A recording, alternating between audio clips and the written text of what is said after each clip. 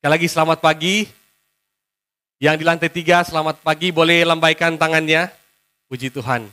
Yang di lantai 2 boleh sekali lagi saya sapa. Selamat pagi semuanya. Shalom. Di lantai RSG selamat pagi. Enggak ada. Saya percaya Bapak Ibu yang di RSG juga membalasnya dengan selamat pagi. Baik Bapak Ibu saudara-saudara yang dikasih dalam Tuhan. Tema kita hari ini adalah terbuka di hadapan Tuhan. Yang diambil dari Mazmur pasalnya yang 139 ayat 1 sampai dengan ayatnya yang ke-6. Saya mengajak kita semua untuk membacanya secara berbalas-balasan dari Mazmur 139 ayat 1 sampai dengan ayatnya yang ke-6. Hanya 6 ayat saja. Saya ayatnya yang pertama. Jemaat semuanya ayatnya yang kedua, demikian sampai dengan ayatnya yang ke-6. Mazmur 139 ayat yang pertama sampai ke-6. Demikianlah firman Tuhan. Untuk pemimpin biduan, Mazmur Daud. Tuhan, Engkau menyelidiki dan mengenal aku.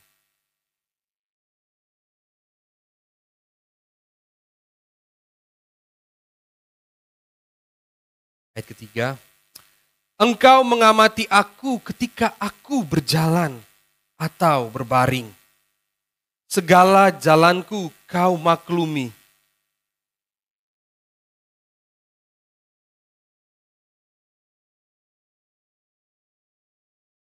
Dari belakang dan dari depan engkau memagari aku dan engkau menaruh tanganmu ke atasku.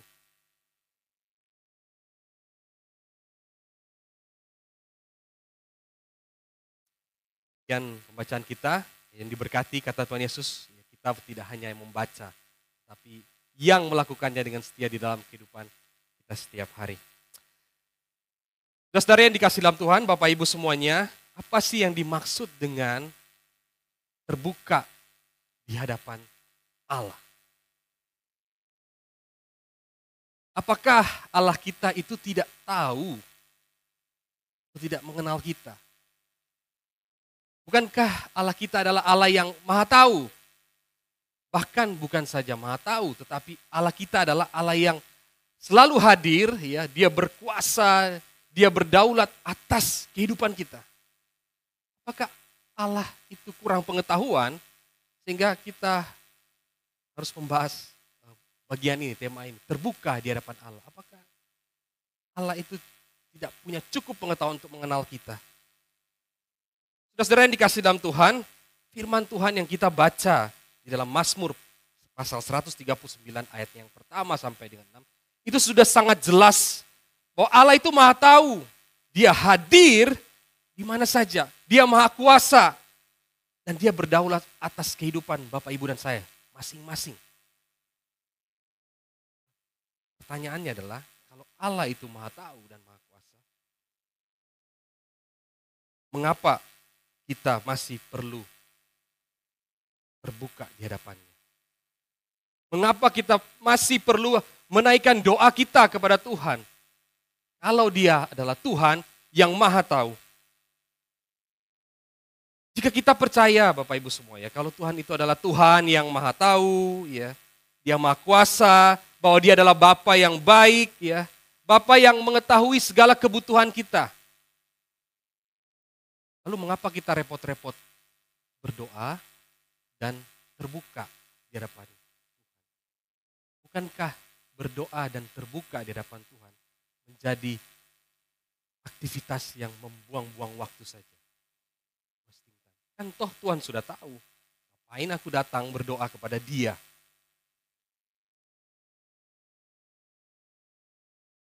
Saudara yang dikasih dalam Tuhan, kita hidup di satu era yang namanya waktu adalah uang. Time is money. Jadi itu sebuah slogan yang sangat mempengaruhi seluruh aspek kehidupan orang yang percaya akan time is money. Di segala sesuatu itu harus diukur dengan uang. Sehingga aktivitas berdoa itu menjadi suatu aktivitas yang ya dapat menghalangi ya kita untuk maju di dalam ekonomi kita. Memang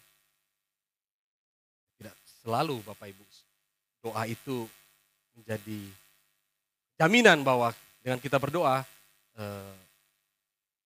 ekonomi kita akan baik-baik saja.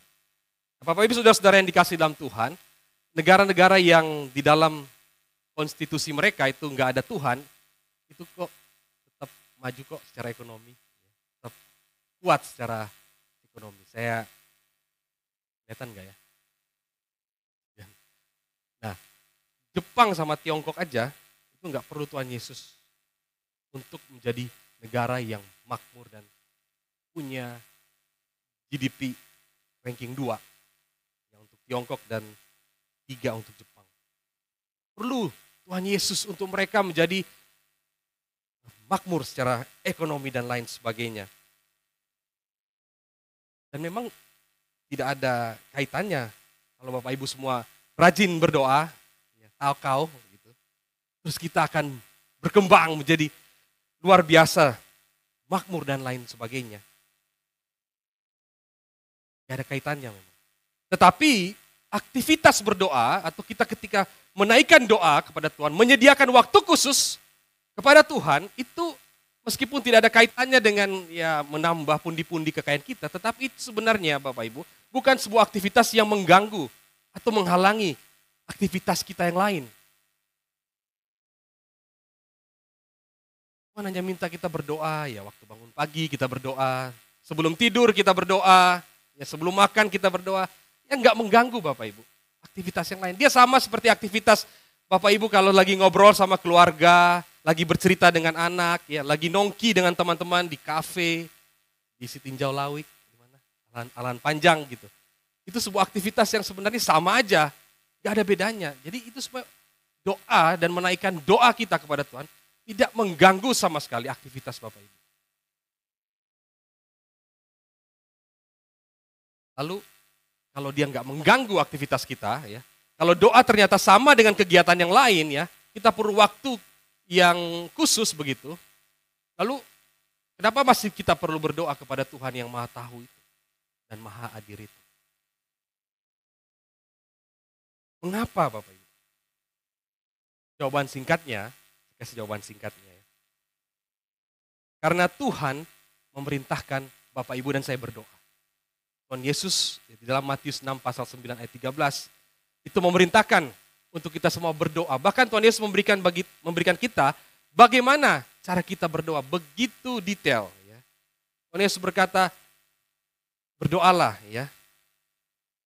Minta kepada Tuhan untuk apa? Minta kerajaannya itu datang ke dalam dunia ini. Minta apa? Kehendaknya itu jadi ya. Kehendaknya yang di bumi itu seperti di sorga. Tuhan kasih detail. Apalagi berdoa. Minta pengampunan kepada Tuhan. Detail. Apalagi Tuhan bilang. Berdoa minta makanan sehari-hari kita yang secukupnya. Sangat detail.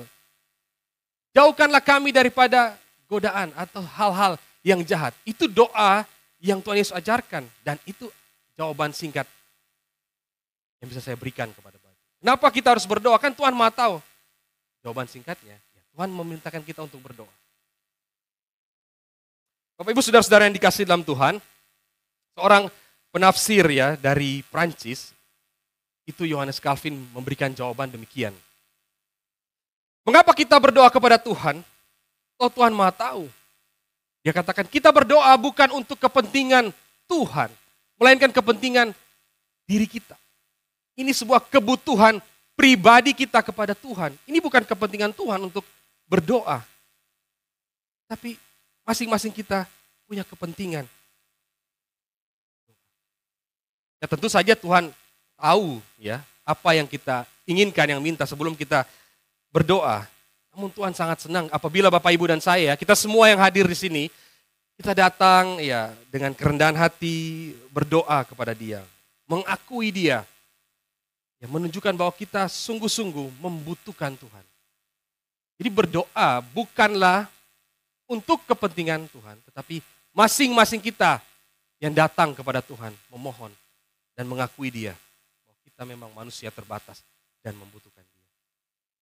Dengan berdoa dan terbuka di hadapan Tuhan, Bapak Ibu semuanya, kita di sana belajar untuk mengakui kebaikan dan kemurahan Tuhan. Kita mengasihi Tuhan dan kita belajar untuk mengenalnya bahwa Engkaulah Tuhan yang adalah sumber satu-satunya di dalam kehidupan kita masing-masing. Dan ketika kita berdoa, Bapak Ibu, ketika berdoa dan terbuka di hadapan Tuhan, kita belajar untuk bertumbuh semakin hari, semakin mengerti apa yang menjadi kehendak Tuhan di dalam kehidupan kita. Dalam perikop yang kita baca, ada 3 hal mengapa kita harus berdoa. Yang pertama,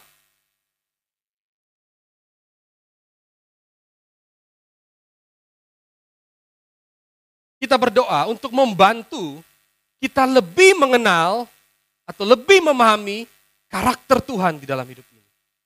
Kita berdoa dan terbuka di hadapan Tuhan untuk kita memahami siapa Tuhan di dalam hidup kita. Tindakan berdoa mengingatkan kita akan kelemahan. Ini orang berdosa, kekurangan. Dan kita memohon Tuhan, tolong ampuni. Ayat 1 Bapak Ibu Saudara-saudara yang dikasihi Tuhan dikatakan di sana sampai ayat 6 ya. Itu sangat jelas. Engkau Tuhan mengetahui dan mengenal aku. Engkau tahu ketika aku duduk dan berdiri. Bapak Ibu Saudara-saudara yang dikasihi dalam Tuhan, firman Tuhan yang kita baca ini bukan diucapkan di dalam diam ya. Tuhan engkau menyelidiki aku. Tuhan engkau mengenal aku. Enggak Bapak Ibu. Ini sebuah ungkapan, sebuah teriakan ya. Dia sedang meminta tolong kepada Tuhan. Tuhan, selidiki aku. Engkau mengenal aku. Engkau mengetahui ketika aku duduk, aku berdiri. Engkau mengerti pikiranku dari jauh. Engkau mengamati ketika aku berjalan atau berbaring. Sebelum lidahku mengeluarkan perkataan, engkau sudah mengetahuinya. Ini sebuah teriakan. Membutuhkan pertolongan. Ayat 19 menjelaskan, dia sedang ditindas atau sedang diuber-uber oleh mereka yang fasik. Ayat 19 dia berkata, Tuhan, kiranya engkau membinasakan orang-orang fasik. Menjauhlah dari aku penumpah-penumpah darah. Mereka Tuhan berkata-kata dusta tentang engkau dan dengan sia-sia memberontak melawan engkau. Jadi dia seperti seorang sedang hadir dalam persidangan Bapak Ibu. Dia sedang bertanya kepada Tuhan untuk membela dia di hadapan orang-orang yang berniat jahat kepada dia. Dia sedang mengadu kepada Tuhan.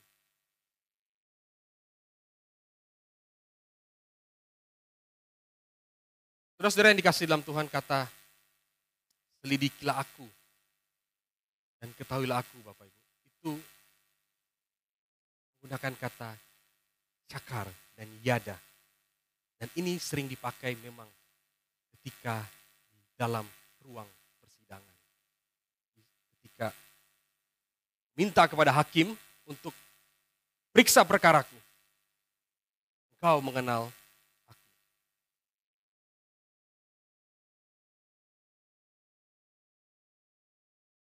Ibu saudara-saudara yang dikasihi dalam Tuhan. Di dalam Yeremia pasal 12 ayat 3, kata yang sama juga digunakan.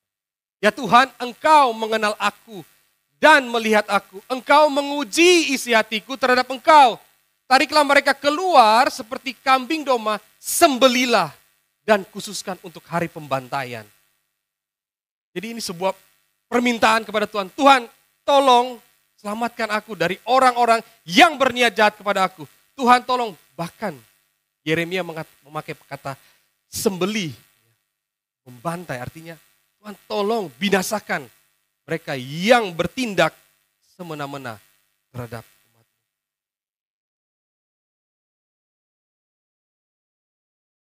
Pemazmur itu sama dengan Yeremia. Firman Tuhan yang kita baca ini sama dengan keluhan Yeremia. Minta Tuhan untuk menghukum mereka yang berlaku fasik. Ya Tuhan, Engkau mengenal aku dan melihat aku, Engkau menguji isi hatiku. Terhadap Engkau lah Tuhan. Tolong. Bapak Ibu saudara-saudara yang dikasih dalam Tuhan, sebuah teriakan minta tolong juga pernah terjadi. Kira-kira di periode Perang Dunia Kedua gitu. Seorang pendeta dari gereja Lutheran, yaitu Dietrich Bonhoeffer. Ini adalah satu-satunya pendeta, Bapak Ibu semuanya, yang berani menolak, melawan yang namanya pemerintah yang berkuasa saat itu. Sementara gereja-gereja lain itu mendukung Nazi dan Hitlernya, yang lain diam. Hanya dia dan kawan-kawannya berani menentang segala kebijakan yang negaranya sedang ambil. Ibu bisa lihat ya, seorang rohaniawan boleh ikut mengangkat hormat khas dari Nazi. Sekarang nggak boleh lagi kita kayak gini di Eropa, nanti didenda. Ini masuk kriminal nih sekarang, nggak boleh. Jadi rohaniawan pun ikut mendukung suatu kebijakan yang ingin membinasakan orang lain. Pendeta ikut mendukung kebijakan dari negaranya. Hanya satu pendeta dan teman-temannya, namanya Dietrich Bonhoeffer, yang berani Bapak Ibu bersuara, berteriak minta tolong kepada Tuhan. Tuhan tolong, ini orang-orang fasik. Selamatkanlah kami. Dan akhir hidupnya Bapak Ibu, dia harus digantung oleh pemerintah Nazi. Dia berkata begini Bapak Ibu, saya terjemahkan. Kita diam di hadapan kejahatan, itu adalah kejahatan itu sendiri. Ketika ada kejahatan dan kita diam, kita adalah kejahatan itu sendiri. Tuhan tidak pernah membenarkan orang yang tahu ada orang jahat, tahu akan ada kejahatan yang terjadi, terus dia diam. Tidak berbicara, itu adalah berbicara. Tidak bertindak, itu adalah sebuah tindakan. Jadi kalau Bapak Ibu melihat ada sesuatu yang jahat akan terjadi, kita harus berbicara, menyuarakan, jangan diam. Karena kalau kita diam, kita tidak menentukan sikap, kita membiarkan kejahatan itu terjadi. Kalau ada di keluarga kita ingin melakukan sesuatu hal yang ingin menyakiti saudaranya, kalau kita tahu, kita perlu cegah. Jangan.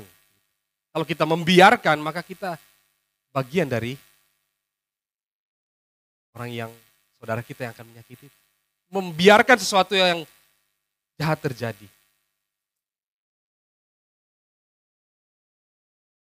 Yang kedua Bapak Ibu Saudara-saudara yang dikasihi dalam Tuhan. Mengapa kita berdoa kepada Tuhan meskipun Tuhan Maha Tahu dan Tuhan mengerti kita.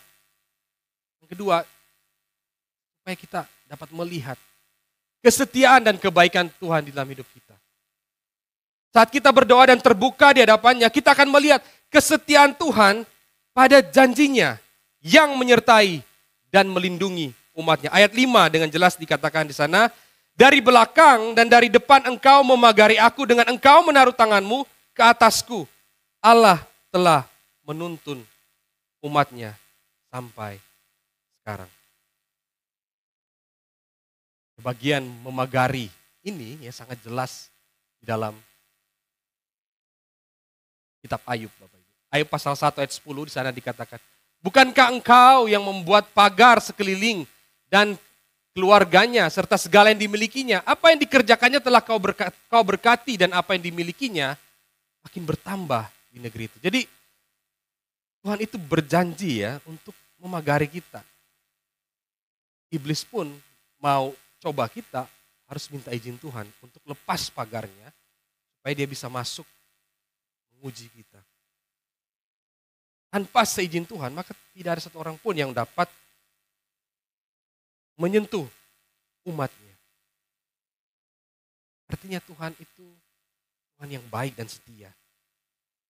Dia tidak pernah meninggalkan kita. Sekalipun kita adalah orang-orang yang mungkin dalam kehidupan kita, ya, setiap hari kita memberontak kepada Tuhan. Tetapi Tuhan tetap setia untuk menyatakan kasih dan keadilannya. Kalau umatnya memberontak, kalau kita memberontak, ya Tuhan akan menaruh tangannya di atas kita. Artinya apa Bapak Ibu? Artinya kalau Tuhan menaruh tangannya di atas kita, itu sama dengan Tuhan akan mendisiplinkan kita. Jadi kalau Tuhan akan setia, tetapi kalau kita serong dan sedikit memberontak, Tuhan akan menaruh tangannya di atas kita untuk mendisiplinkan kita. Dia akan menghukum kita supaya kita itu tidak, ya supaya kita tahu kita bersalah dan kita kembali kepadanya. Mazmur 38 ayat 2 itu menjelaskan dengan tepat ya apa yang dimaksud dengan tangan Tuhan itu di atas kita. Tuhan, janganlah menghukum aku dalam gerammu dan janganlah menghajar aku dalam nyala murkamu, sebab anak panahmu menembus aku, tanganmu menekan aku. Jadi Tuhan itu baik, kasih setianya itu nyata. Tetapi kalau anaknya mulai berontak, dia akan cambuk sedikit. Itu untuk mendidik. Bapak Ibu sebagai orang tua, saya belum jadi orang tua. Tapi Bapak Ibu di rumah ya, kalau melihat anaknya yang ya tidak, ya bandel dan lain sebagainya. Kalau Bapak Ibu nggak disiplinkan, dia menjadi anak yang barbar dan liar. Perlu disiplin, sangat perlu. Ketika Tuhan mendisiplinkan kita, itu sama seperti kita mendisiplinkan anak-anak kita. Supaya dia jadi anak yang baik. Kita sayang, itu bentuk kasih sayang. Jangan dipikir mendisiplinkan itu nggak sayang. Itu bentuk kasih sayang. Kalau Tuhan sedang mendisiplinkan kita di dalam hidup ini, dengan berbagai peristiwa yang terjadi mungkin ya, sakit dan lain sebagainya, itu Tuhan sayang. Supaya kita mengingat bahwa kita itu adalah orang-orang yang lemah. Kita butuh dia di dalam hidup ini. Kita orang yang terbatas. Saya kasih video untuk melihat tiga anak bandel ya, sedang diinterogasi mamanya. Jadi mamanya sedang menyelidiki siapa biang kerok ya dari tiga orang ini. So you went and got a marker. Siapa yang coret-coret baju ini? Kata anak ini, apakah kami orang jahat? You did it for why? Because we wanted to be bad guys. And we were sorry. Kami jadi orang jahat, maaf mama gitu.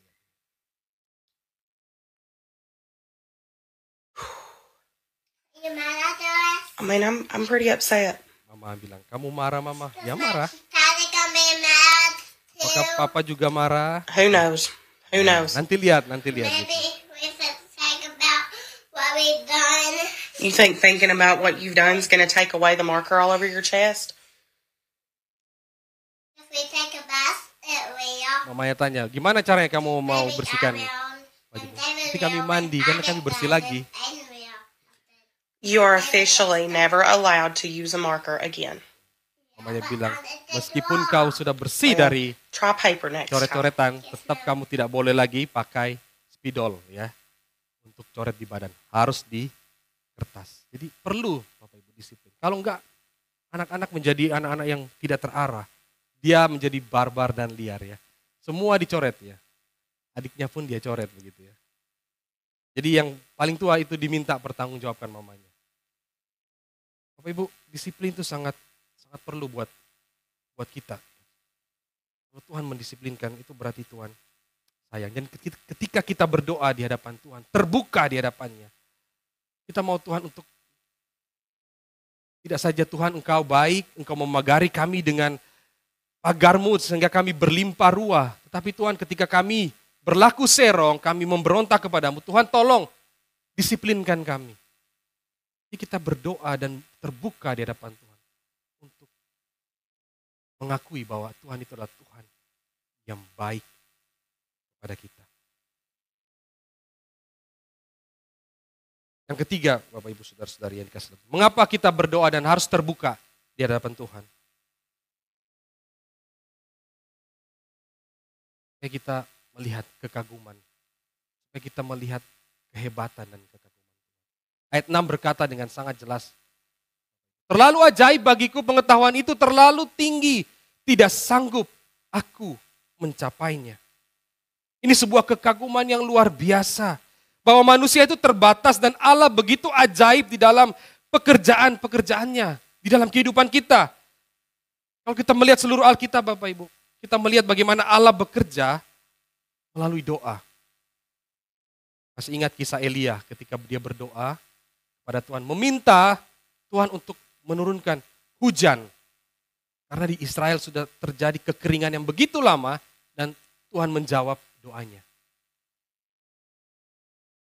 Sehingga mendatangkan kekaguman dan takjubkan bahwa Tuhan begitu besar. Mampu melakukan hal-hal yang kita tidak bisa bayangkan.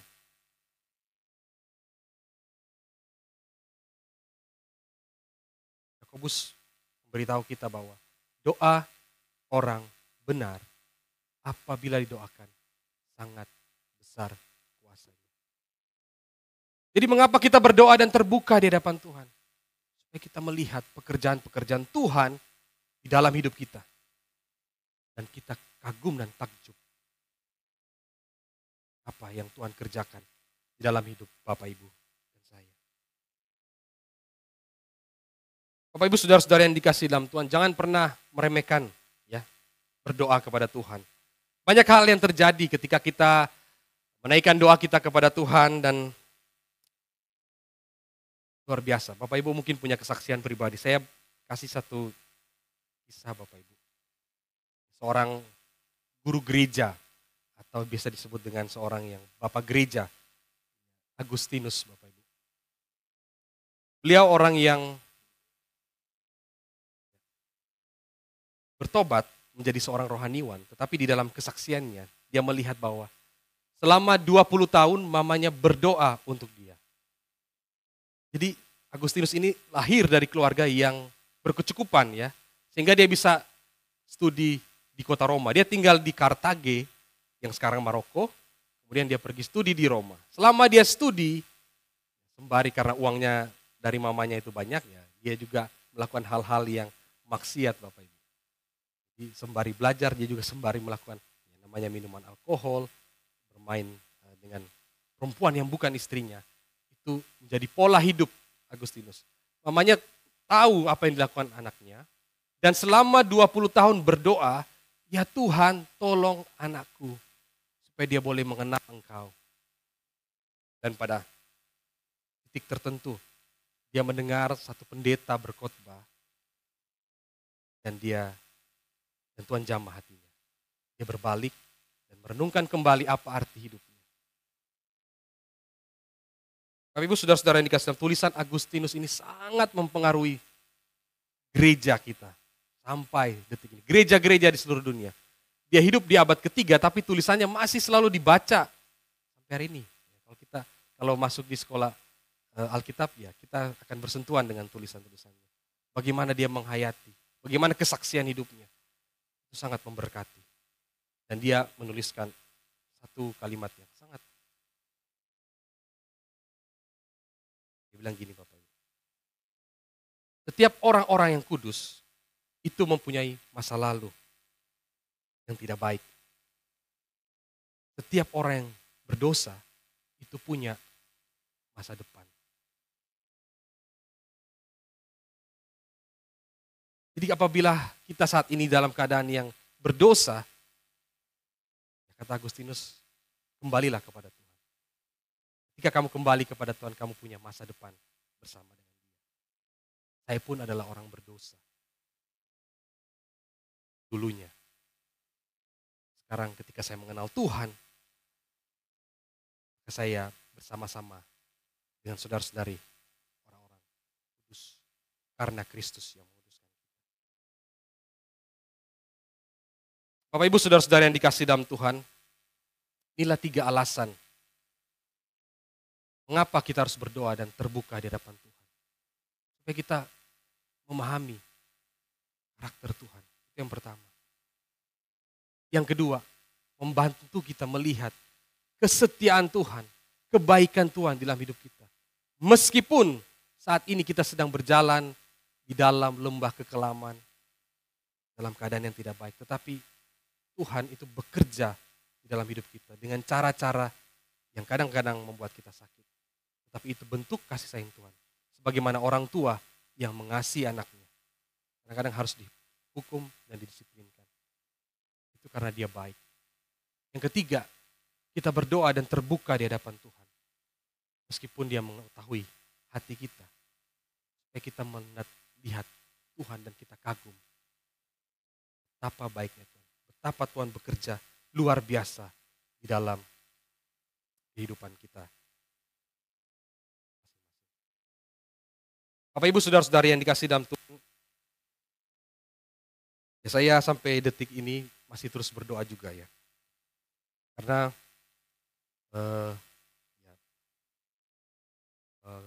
kalau mama kandung saya sama almarhum mama kandung sama mama yang sekarang itu orang yang aktif di gereja, giat pelayanan. Tapi ya papa saya itu sekedar ke gereja gitu, ya ke gereja sekedar. Tapi yang saya sering doakan begitu. Tapi yang saya bertanya-tanya, ya dia orang yang nggak terlalu aktif begitu ya, sekedar aja ke gereja. Tapi pilih pasangan hidup yang aktif-aktif. Ya sampai sekarang bertanya-tanya, Tuhan orang dengan kadar kerohanian begini tahu juga ya pilih pasangan hidup begitu. Tapi ya saya terus doakan begitu. Ya, semoga dia terus dalam Tuhan. Dia boleh tidak sekadar ke gereja tetapi juga aktif melayani. Dia benar-benar sekedar untuk ke gereja Bapak Ibu. Sekedar. Jadi ya orang dia nggak terlalu setuju ya saya sekolah kita, tapi juga tidak keluar dari mulutnya gitu. Dia hanya bilang tidak berpikir secara ekonomi begitu, rugi waktu dan rugi dana gitu, udah keluar banyak, ya usiamu nggak muda gitu. Tapi dia nggak pernah larang, dia cuma kasih saya pertimbangan. Tapi ya saya terus doakan semoga di penghujung hidupnya ya boleh berbalik dan setia kepada Tuhan. Itu kerinduan saya. Kalaupun tidak ya itu ada maksud dan rencana Tuhan. Saya belum tahu sekarang tapi ya saya percaya itu yang terbaik. Dan saya nggak tahu apa pergumulan Bapak Ibu semua ya. Mungkin sedang mendoakan anaknya, mungkin juga sedang mendoakan pasangan hidupnya, istrinya atau suaminya yang Tuhan pernah ke gereja dan lain sebagainya. Tetap doakan. Kita nggak pernah tahu Tuhan bekerja dalam hidup kita ya. Banyak contoh Bapak Ibu ya. Tidak saja Agustinus ya.